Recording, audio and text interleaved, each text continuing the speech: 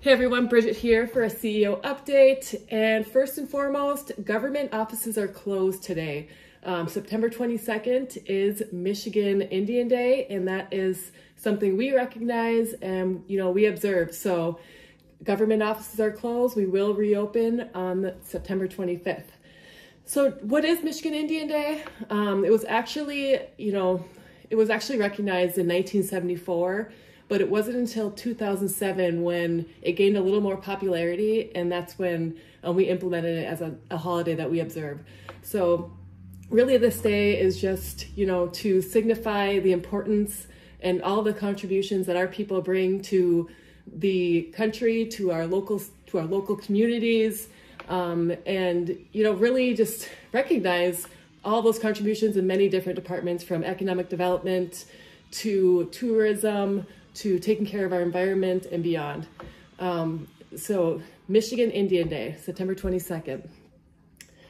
All right, I was out of the office this past week. Oh my gosh, my days are running together. I was out of the office this week attending the second annual Great Lakes Tribal Economic Summit in New Buffalo, Michigan. It was put on by the Pokagon tribe, the Potawatomi, and held at the Four Winds Casino, a beautiful facility. But really my takeaways, I'm just so intrigued by all of the great initiatives and developments that tribes in our region are doing.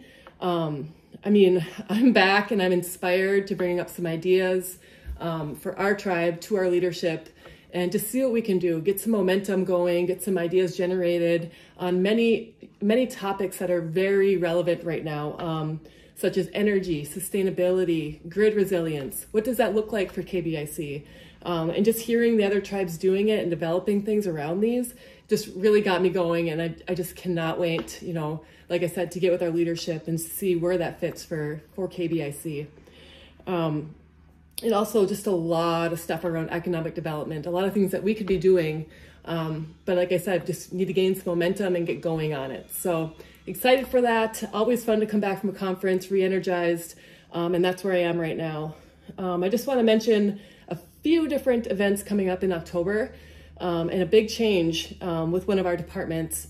So as we know, the Nimigimiwang Transitional Home, they are transitioning their name to Victim Services and Programs. So they will be the KBIC Victim Services and Programs Department. And that'll be, they were always known as Nimigimiwang Transitional Home, but we just felt, they bring a lot of programming outside of just the home. So obviously the home will still be there, we'll still have services intact for that home, but we just wanted to broaden the name a little bit and identify them in a little different way. But two events they have coming up. Obviously, the 14th Annual Domestic Violence Awareness Walk in memory of Chelsea Lafreniere will be coming up on Saturday, October 7th. As usual, we'll have our drumming, a walk around the community. We'll end at the Niwinikia Center for a feast and raffles. They always have the best raffle prizes. I'm not kidding. And they always have a bunch left over. So, if you're, not left over, but you're able to win a lot. So get up there, get in the raffles. There's always great stuff up there. We also have a guest speaker planned for this year.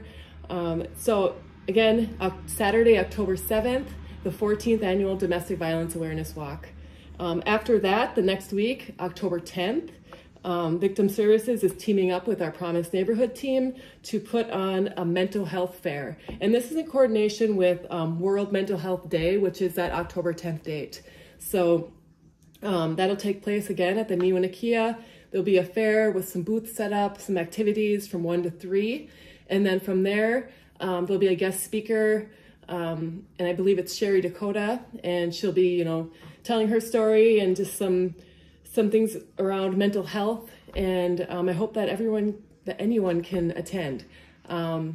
If you need more information on that, it's on our Facebook. There's a flyer out there with contact information, so contact those folks and get what you need. Other than that, on the government side, we're, like I said in my last update, we're thick in the budget season. Our budget meetings actually start Tuesday, October 10th with council. That's where each department kind of gets up in front of council, talks about their plans for the fiscal year, and, provide some justification around some new program services, and really just talk about what they want to accomplish in the next year and why they need their budget. And then also one last thing, I don't want to forget about this. There's a name contest.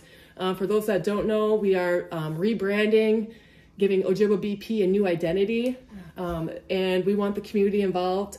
And that involves a name contest. You get to win a cool gift card. But there's so many opportunities for a name. I can think of a bunch related to the land, to the water, to where it's just positioned, that store. So I'm excited to see what's generated from the community, and look forward to see what's picked. That's all I have for this week. Thank you for tuning in. Stay healthy.